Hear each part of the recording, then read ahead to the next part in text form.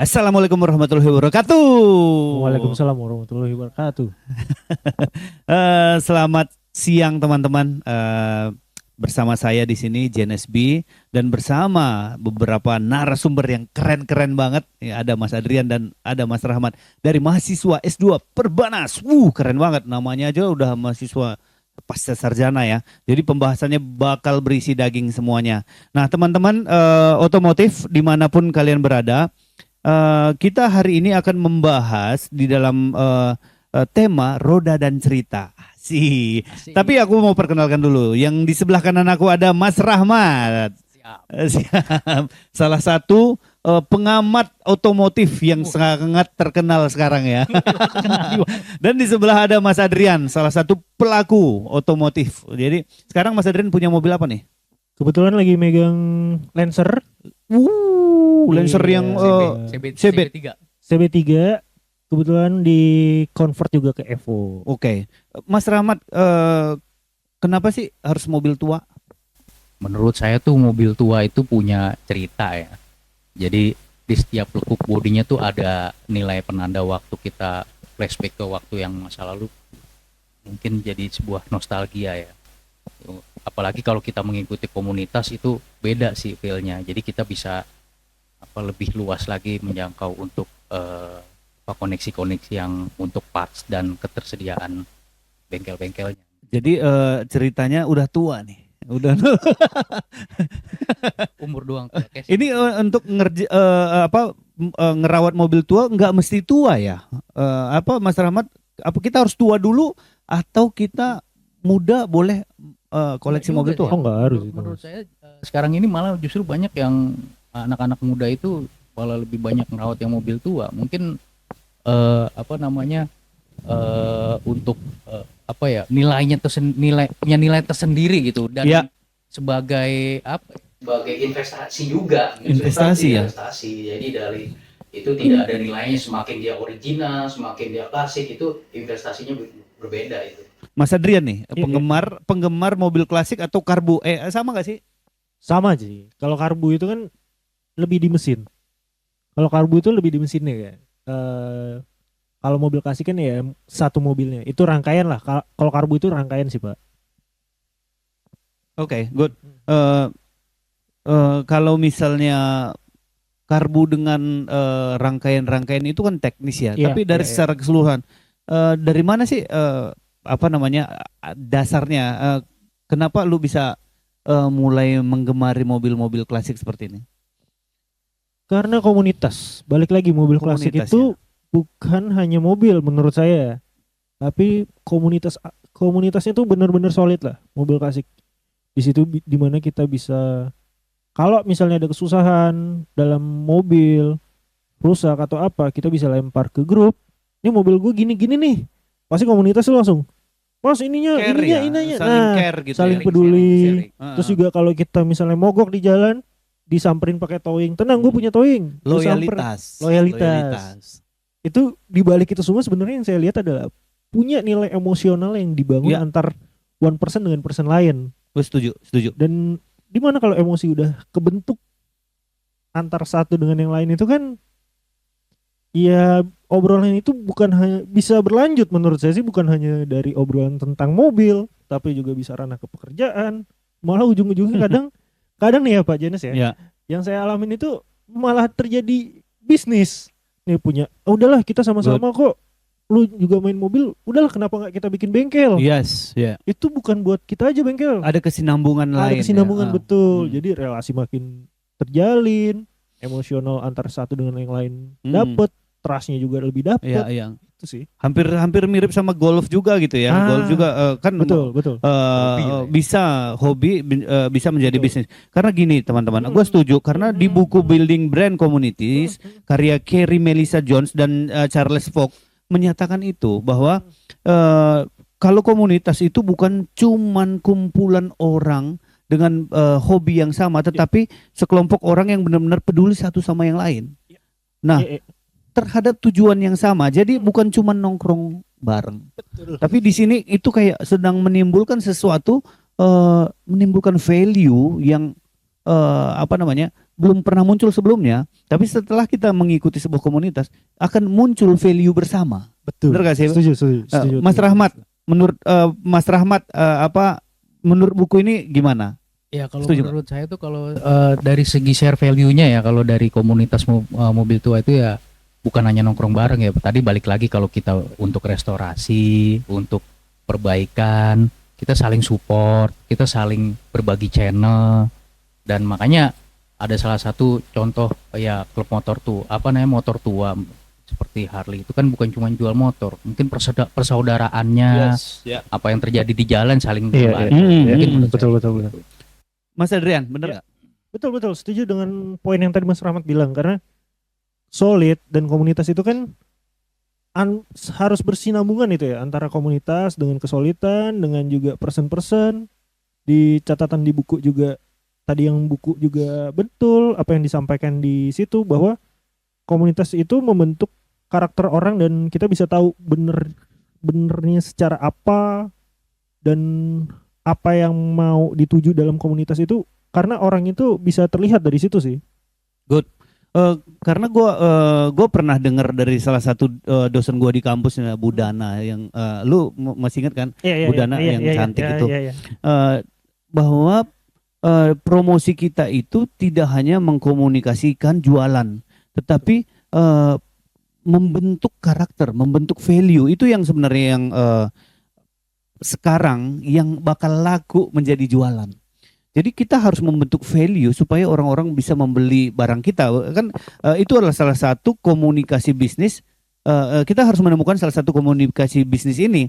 Salah satunya dengan memulai komunitas-komunitas seperti mobil tua, golf, dan lain-lainnya.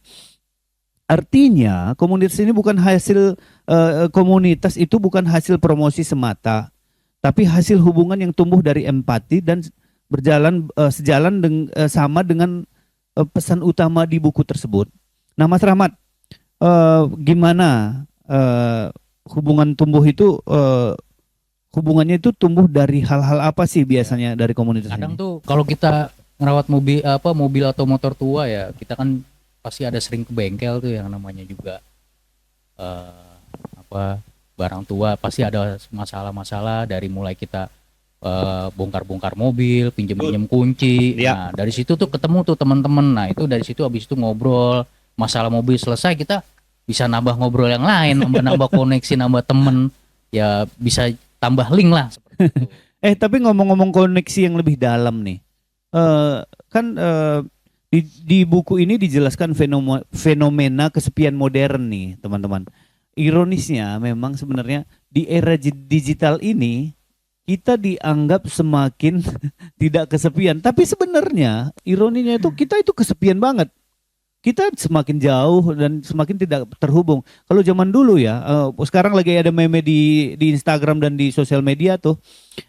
Di zaman dulu itu orang-orang bisa janjian tanpa WhatsAppan, tanpa teleponan, tapi janjian minggu depan kita ketemu dan mereka ketemu on time gitu. Kalau sekarang kita udah deh, contohnya podcast kita ini hari ini hampir-hampir mau Zoom gitu ya. Saking susahnya untuk terhubung. Betul. Benar gak sih? Mas Adrian, komunitas tua itu bisa menjadi penawar kesepian gak menurut lo? Bisa. Dan kita harus melihat juga dari sisi apa nih, kesepian seperti apa. Kalau masalah waktu, bukan di sini tempatnya. Karena di sini nggak mungkin di komunitas mobil klasik tuh waktu itu benar-benar nggak ada lah, nggak ada kata kesepian. Karena hampir bukan tiap minggu aja sebenarnya, hampir tiap hari tuh kadang ketemu. Entah makan siang, kadang suka janjian dengan para member, atau juga bisa juga ketemu kita. Oke, kita sama-sama running bareng yuk, morning run kemana? Itu jadi satu itu, dua juga pasti namanya mobil tua nih sering banget yang namanya kita ke bengkel. Yes. Mobil tuh kadang cuman sebulan ya di rumah cuman 3 kali, cuman parkir 3 hari, selebihnya di bengkel. Itu kan membangun saling berkomunikasi, ketemu. Gue mau mobil gue nih ini nih. Oh, partnya beli sama Pak ini lewat ini. Itu kan karena banyak seperti itu tuh Mas Jenes di komunitas tuh. Ya pura-pura bukan hanya sekedar gue senang mobil ini, bukan, tapi mereka juga pedagang, diam-diam tuh pedagang semua. Dan bos-bos tuh aduh. Iya. Mas Rahmat, lu pernah ngalamin nggak dari sektor real gitu, ada komunitas atau mobil apa gitu pernah? Ya, kalau gue tuh pernah ada sebagai penawar kesepian ya. Jadi kalau misalnya mungkin pulang kerja atau apa atau waktu luang, ya dengan mungkin sambil teh atau ngopi, kita bisa ngelihat mobil tua. Ya mungkin kita di pekerjaan sangat stres, mungkin juga tidak bernilai. Ya dengan mengikuti komunitas dan mempunyai mobil tua, nah kita mungkin lebih bernilai dalam komunitas itu karena mengetahui lebih dalam tentang mobil tua itu dan bagaimana merawatnya. Gitu. Iya, iya karena memang merawat dan mengetahui mobil tua ini sama kayak lu merawat kakek lu sendiri. Gue punya Iya, mobil iya, Mercy iya, itu, iya, punya mobil iya, Mercy. iya. Gue tuh kayak gini teman-teman. Jadi aku pernah ada di fase gue bangun bisnis, nama bisnis gue itu di bidang entertainment. Iya, iya. Di mana bisnis gue berjalan secara autopilot. Gue nggak ada kerjaan lagi sebagai leader, sebagai owner nih. Iya, iya. Jadi gue sekarang bingung. Nah akhirnya gue cari salah satu pelampiasan tanda Iya, kutip. iya. Gue beli mobil Mercy klasik itu dong. Dan kerjaan gue itu kayak jadi sibuk, tau nggak sih? Gitu. Hari ini gue benerin knalpot jatuh lah, besok mirrornya rusak, Nggak jalan. besoknya Oli AC-nya. bocor. Jadi pas gue ngecek biaya bulanan, sih benar gue nggak kesepian. Iya. Biaya bulanan gue 60 juta cuy. Dia biayanya memang Betul, gila. betul. Tapi gini, menurut teori emotional branding, merek atau komunitas yang sukses adalah yang bisa membangun ikatan emosional antar anggota maupun pengurus komunitas. Nah, sekarang kita masuk ke komunitas nih.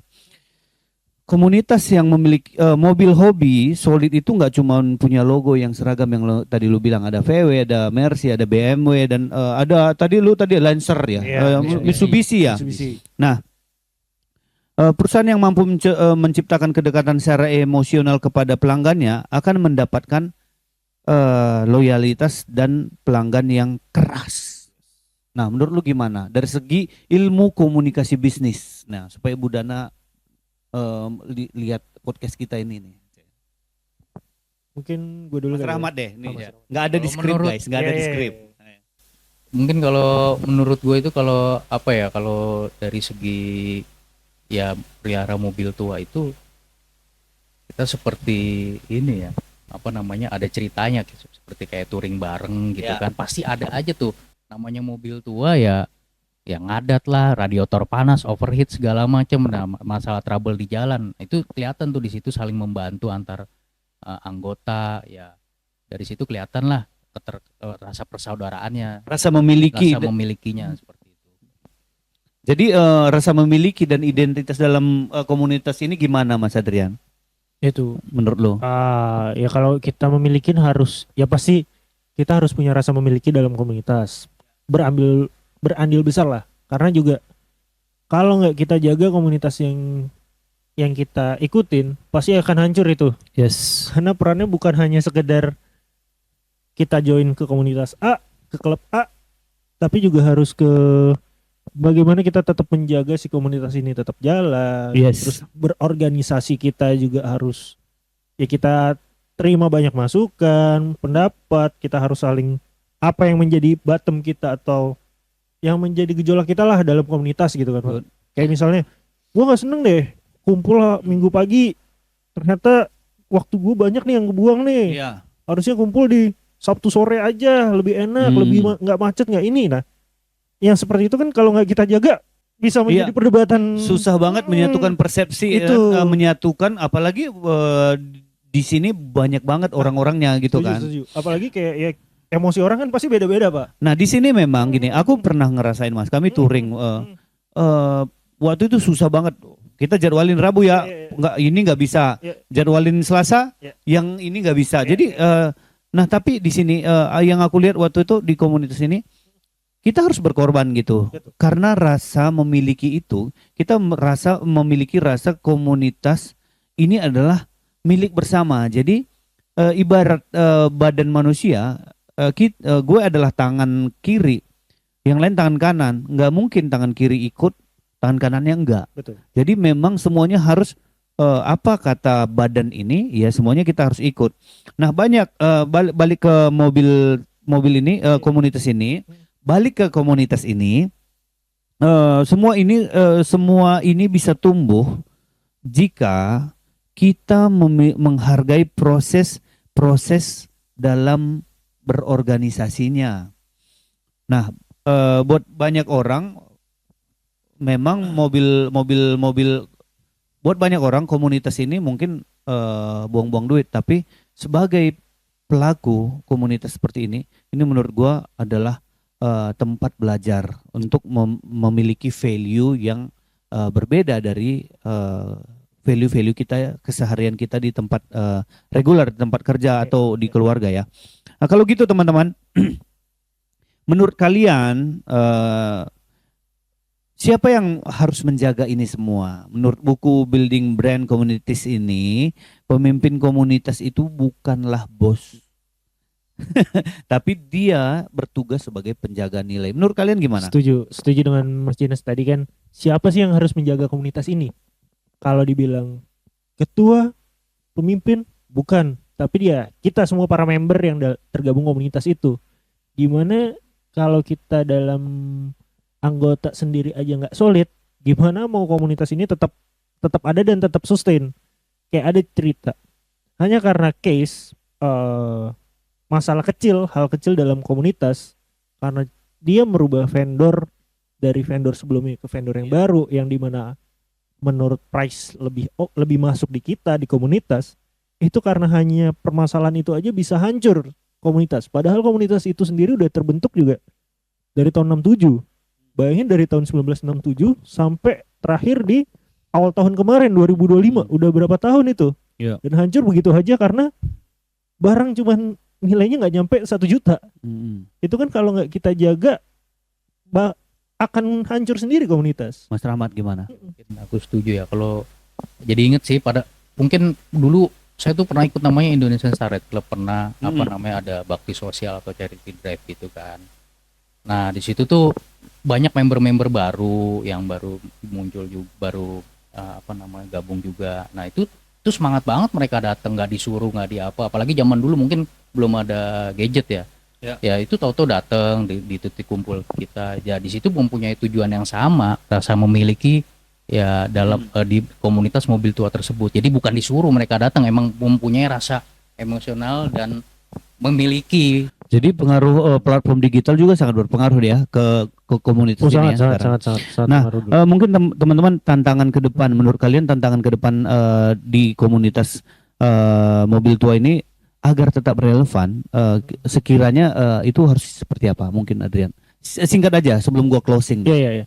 Oke, tantangan ke depan karena semakin banyak member-member yang gue lihat ya Mas, kayak semakin banyak member-member muda nih yang makin join.